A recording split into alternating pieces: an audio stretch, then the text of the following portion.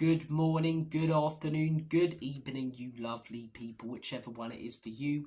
Welcome back to Lilywhite Lane. I hope that you're all having a really good Monday and start to your week wherever you are in the world and whatever you are planning to get up to. As U2 frontman Bono once sang, it's a beautiful day. It's a fantastic time to be alive right now as a Tottenham Hotspur fan, because Spurs travelled to the Theatre of Streams yesterday, Old Trafford, battered United like a haddock down your local fish and chip shop, came away with all 3 points and completely and utterly dominated and annihilated that Man United side from minute 1 until minute 90. We were absolutely fantastic yesterday.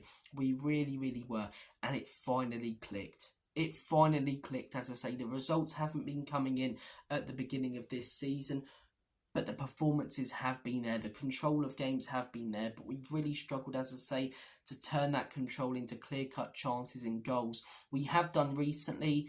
Level of opposition, though, as I say, makes you question, will we be able to do it against the big sides? Yesterday we showed that we could. Yesterday we completely and utterly dominated. And yes, Man United were pathetic, they really were. But you've got to look at it from both sides. Man United being horrendous and Spurs being fantastic. It really was both yesterday. Both coincide with each other. I'll be fed up today if I see Man United fans or just pundits and journalists saying it was all Man United being poor. Just as I'll be really frustrated if I see journalists and pundits saying it was all Tottenham being brilliant. It was a real mixture of both. But we put them to the sword yesterday. We were fantastic. One of the most successful clubs in English football history in their home ground, and we controlled and dominated them. That's the type of football I want to see Spurs play, not the rigid crap that we've been playing at the beginning of this season where we have all of the ball but we don't create the chances. Having all of the ball and constantly turning it into stuff, constantly threatening their back line. Everything worked perfectly yesterday, and I've got to give a lot of credit to Ange Postecoglou. When he first came in, I was hugely behind the guy. End of last season, I started to lose some faith. Beginning of this season, I started to lose more faith. I didn't say Ange out. I wasn't one of those people, but I definitely had huge doubts and questions about the manager. And some of them are still there, but he's definitely put some of those questions and doubts to bed. As I say, my big questions and, criticisms of Ange Postecoglou so far this season were: he's not tweaking, he's not adapting, we're too easy to play against, we're not beating the top sides. We went to Old Trafford yesterday and beat Man United 3-0. So that's a box ticked. We've battered a top 10 side yesterday. And fair play to him, as I say. Not adapting, not tweaking. Udoji's playing a little bit more defensively now, covering the two centre-backs. And Kulusevski and Maddison, as I say, makes sure a fantastic dynamic in the midfield. So he has adapted. He has tweaked and changed little things. I never said I wanted him to park the bus. Just maybe, as I say, one wing-back covering the centre-backs or a back three occasionally. Or drop the line back a little bit. He's got Udoji covering the centre-backs more. He has adapted. He has tweaked, as I say, and he's restoring my faith again. He's restoring my faith. You can call me a flip-flop, but of course I'm going to question him when, we're losing 1-0 in the North London derby at home. The opposition are in second gear, we're in fifth, and we can't create a clear-cut chance. Of course I'm going to doubt him when we dominate a game against Newcastle, but it takes, 2 passes through our high line to expose us and to beat us. But as I say, we're creating the chances now, we're scoring the goals, and a lot of that is down to the manager, and fair play to him. I want him to be successful at Spurs again. I still have my doubts, I still have my questions. The form this year overall has been very poor, but again, those sort of performances, 4 wins in a row, you can't question that, and fair play to the manager. Fair play to the manager, as I say. Again, he's restoring my faith with performances like that and results like that. The players: Timo Werner, as I say, missed some huge chances. He was pathetic yesterday, but he still gave it his all. Everyone did their bit, in my opinion. Everyone did their bit, and the whole team dynamic yesterday worked perfectly. We were mustard. We were absolutely mustard. That's 4 wins in a row now. What I've been calling for with Spurs is consistency. We're starting to build some. We're starting to go on a little bit of a run. If we go to Brighton and beat them, as I say, you look at some of our fixtures after, they're ideal. You start building that run, the confidence goes up more and more, as I say. By the end of the year, who knows, we could be in the top 4 and fairly close to a Liverpool or Manchester City. Do I think we're going to win the league? Do I think I'm going to go on a date with Margot Robbie? But you get my point, as I say. I've been calling for consistency. Yes, the level of opposition in a lot of these last 4 games haven't been good enough, but that's 4 wins in a row for Spurs. You go to Brighton with their high line just as high as ours. You win that based on the quality we have over them. That's 5 wins in a row heading into the international break. You come back from the international break raring to go because we've got confidence, we've got form, every player stepping up, you know. This is the type of stuff that we want to see. This is what we want to see as Spurs fans. Consistency, and at the minute, we're starting to get some. We're starting to get some results matching the performances. We're finally getting the wins. We're turning the D's and the L's into W's. And that's what I want to see. That's what we need to do, and we're doing it at the minute. I couldn't be more happy. I couldn't be more happy. Again, the manager, as I say, he tweets stuff. He's done what I wanted him to do over the last 2 games. So I'm going to give him a lot of credit. If he cocks up next week against Brighton, then yeah, I'll criticise him. But that's what football's about as a fan, isn't it? You do change. It's not necessarily flip-flopping. You change your opinions based on what you see week in, week out watching your team. And these last few games, you've been brilliant. And a lot of that's down to him. A lot of it's down to players as well. But look, we're finally building some consistency, some good form. Hopefully it continues, as I say. Finally looking like we're clicking, results matching the stats, because you do look at our games this season. We've been the better team in every game, I'd argue, apart from the Arsenal one. And you could argue that they didn't do anything in that, but I thought their whole game plan was to sit back and attack us from corners, and they did it, and they won. So I can't really say we've been better than them. But Newcastle, as I say, the amount of good, positions we got ourselves in the final third, we took our chances in that game, we would have won. We really would have won. The XG weren't high, but again, we haven't been creating the chances this season. We did yesterday. Our XG was the same as Newcastle last season when they beat Sheffield United 8-0. And a huge part of that's Kulu and Maddison working, as I say, both as 10s. Because you'd think that they get in each other's way. They don't. Maddison drifts a lot more left, as I say. Kulusevski a lot more right. They work perfectly together in there. And Bentancur's doing a great job holding the midfield together as well. But look, as I say, the Newcastle game, we were the better team in. Leicester game, we were the better team in. Got caught out stupidly. Just like in the Newcastle game, and that high line costing us for the second goal, You look at our other games this season. Everton are crap, but better, team in that game. Brentford, better team in that game. Yesterday, by far, the better team in that game. So it's all about turning this domination, this control, this possession into wins, into chances, into goals. And we've been doing that recently. And yesterday was our best performance of the lot. In these last 4 games, I'd say that we've won. Every performance, I think, has been, better as it's gone on. So next week against Brighton, they're a team who will play a high line like us. I think it's going to be a very good game on the eye, that one.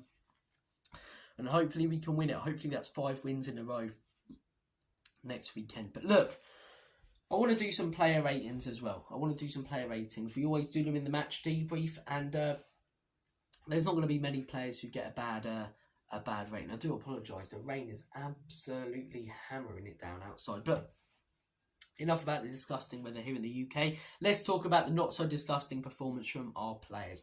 Starting things off in goal with Vicario. He didn't have a lot to do.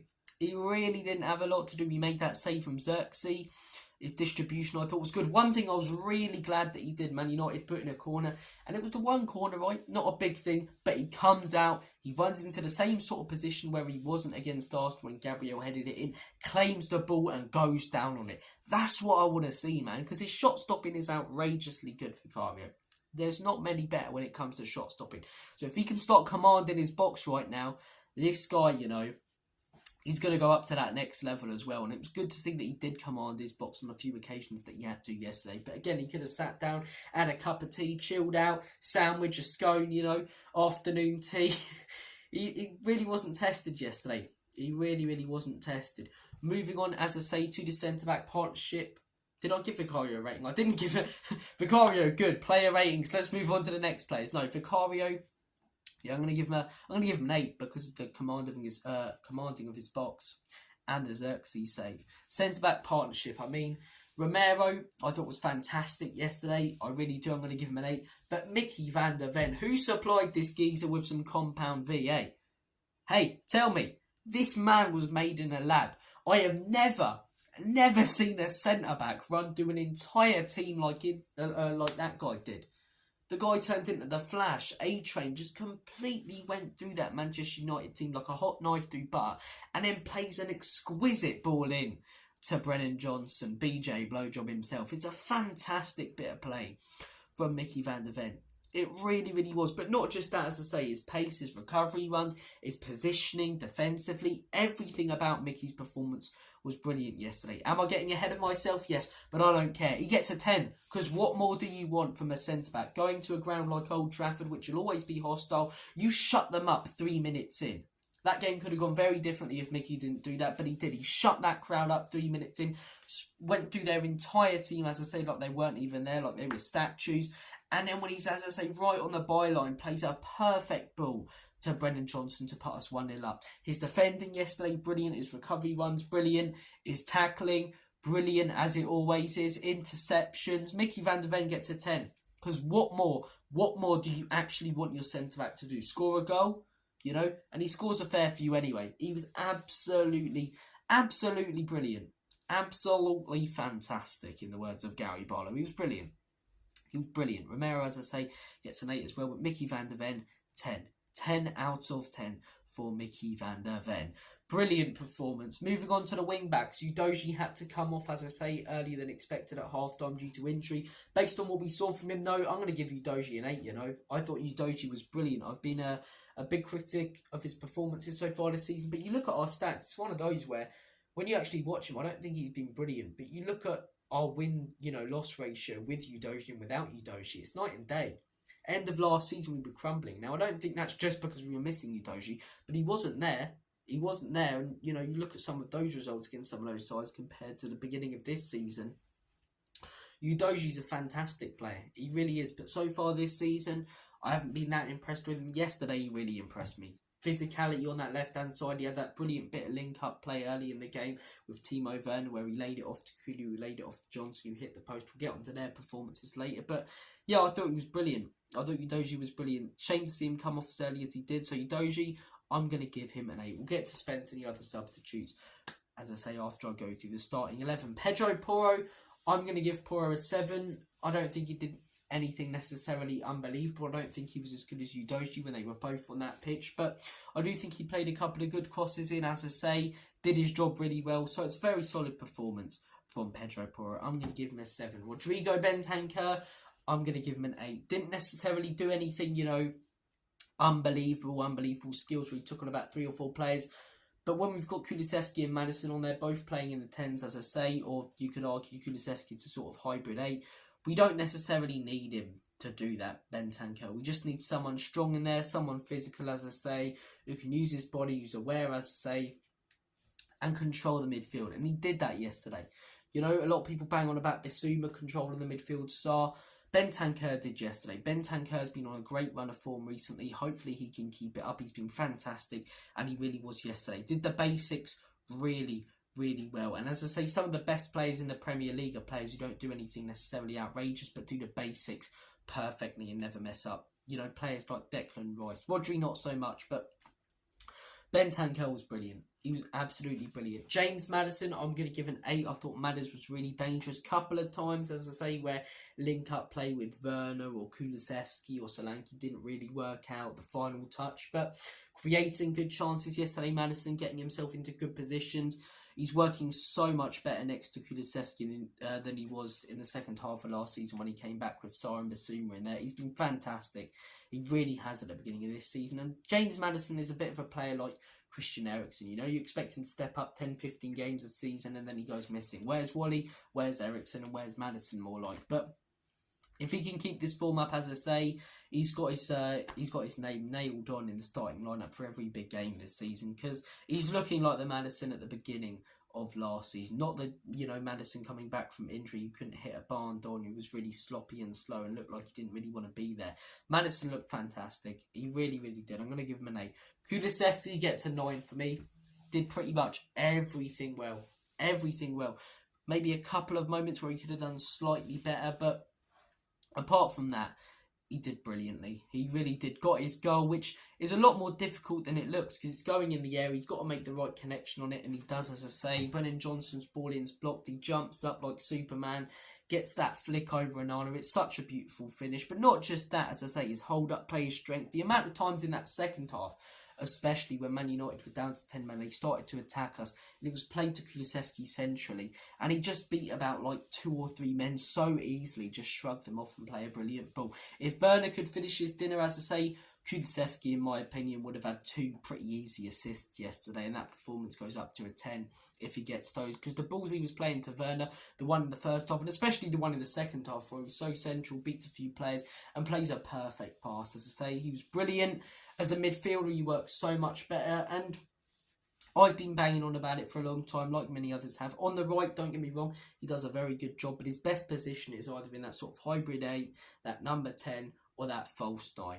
And he's been brilliant this season, sort of playing in the midfield in that 10 hybrid 8 with James Maddison. I've been really, really impressed with Kulusevski. Hopefully it continues, as I say. He's a player who I've always backed. He gets a lot of criticism and has done in the past for his predictability, being a bit of a one-trick pony. Whilst I understand that he's a very consistent player, he's a very useful player in my opinion, because he does have pace, but his strength, his hold-up play, that sort of thing that he does. As I say, there's not many players that use their body as well as him in the Premier League. John McGinn maybe is up there, players like that, but, you know, he's fantastic. He really is, and he was mustard yesterday. He was absolutely mustard. Front 3, Dominic Solanke. I'm going to give Solanke, you know what, I'm going to give him an 8. I would have given him a 9 if he finished that chance in the last few minutes of added time, but getting in the right positions, that's what we want from Dominic Solanke. We don't necessarily need him to be scoring screamers from outside the box. But the reason I really wanted this guy is because I thought he'd fit into Ange Postecoglou's system perfectly. The amount of times last season our wingers would get it on the byline, put in a fantastic ball, and no one was there because we didn't have an out-and-out striker. Dominic Solanke's that guy. You can say it's tap-ins, but it's getting in the right position at the right time, timing your runs well. And that goal yesterday is a perfect example of that. Slides in, as I say, gets the touch on it, gets to goal. It looks a lot easier than it is, but he's got to make the run. He's got to be aware. He's physical. Against Brentford, when I saw him in person in the flesh, he held it up perfectly. I've been really impressed with Dominic Solanke. He's a player who, when we signed him, when we signed Odegaard, I was a critic of him. When we signed Archie Gray, I thought we should have gone in and got a better number 6. But Solanke's someone who got a lot of criticism from Spurs fans, and I didn't really understand why. Last season, his most recent work at Bournemouth was absolutely fantastic. It really was, and he's been brilliant. He's been, top class since coming back from that minor injury that, ruled him out of the Newcastle game. So Dominic Solanke, in my opinion, as I say, he gets an 8. Really, really impressed with him. Right wing, Brennan Johnson. You know what? I owe this guy an apology. And I will very happily eat a massive slice of humble pie. Because I've been a big critic of Johnson. Even when he was coming off the bench and scoring goals yesterday, my thinking with Johnson was he only steps up, as I say, against the bottom half of the table teams when they're tired from defending us and he comes off the bench to get tap-ins, right? This season so far, he's proved me wrong. That's 4 goals in 4 games. And it's not just the goals that he's scored, as I say, it's how involved he's been, the runs that he's making, as I say. And then when he's getting the ball, unlike a player like Timo Werner who makes those runs, he's finishing his dinner or creating opportunities. He's looked a real threat the last 4 games. And so far this season, to be honest, I've been really impressed with him. And again, I've been a big critic. I didn't think it would work out for him. It still might not, but credit where credit is due. He's been fantastic. And again, I'm very happy to eat a massive slice of humble pie because I want to be wrong. I want to be wrong about my doubts about this manager and certain players in this team. And at the minute, I'm getting proven wrong by Brennan Johnson, and I couldn't be more happy. Fantastic yesterday. Gets his goal. It's a brilliantly timed run. Unlucky with his shot that hit the post. He was excellent. So Brennan Johnson, in my opinion, I'm going to give him an 8. I thought it was really good. Substitutes, Mikey Moore, not big enough of a cameo in my opinion, so I'm going to give him an 8 from what I did see from him. If that goal went in, I would have lost all control. If that goal went in. Bergvall, I thought was pretty poor when he came off the bench, to be honest, but he's a young player. I want to see him get more game time. It was quite unlucky that he didn't get more against Karabag, so I'll let him off for that, but I'm going to give him a 6. Jed Spence, I'm going to give him an 8. Thought he was really good. Still can't get my head around why the manager left him out of the Europa League squad. Really, really impressed with him yesterday. He was fantastic, making good runs, physical, strong. Hope to see more of him. Hope to see more of him in cup competitions and in the Premier League, because it's not rotating and bringing in a poor player, it's rotating and bringing in a good player. And if Destiny Udogie gets injured, I'm not terrified like I was last season, because this guy can come in and do just as good of a job. Maybe better, maybe slightly worse, but there's not going to be a huge drop off in quality bringing Jed Spence in. Really, really impressed with him. And look, those are all the substitutes I can really... No, actually, Papi Matasar got an assist. First touch of the ball, heads it down for Dominic Solanke. So yeah, I'll give Sarr a 7. No, actually an 8. An 8. He gets an assist. He's a substitute. So yeah, I thought the whole team played well. Everything really clicked yesterday. The manager proved some of his doubters like me wrong yesterday. Same with Brennan Johnson. I genuinely couldn't be more happy. And again, I'll be fed up if I see biased commentary from pundits and people saying it was all Man United being poor, because it really wasn't. It really wasn't. I've seen us play against terrible teams and beat them, like Everton, right? That was us playing against a terrible team.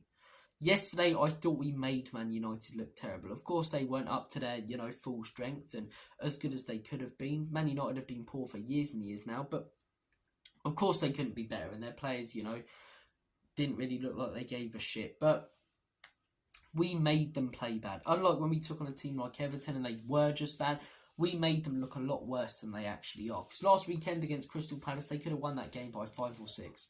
They were brilliant. Yesterday, we made them look like boys. It was men against boys. Children against grown-ups, man. Superheroes versus ordinary men. We were all over them.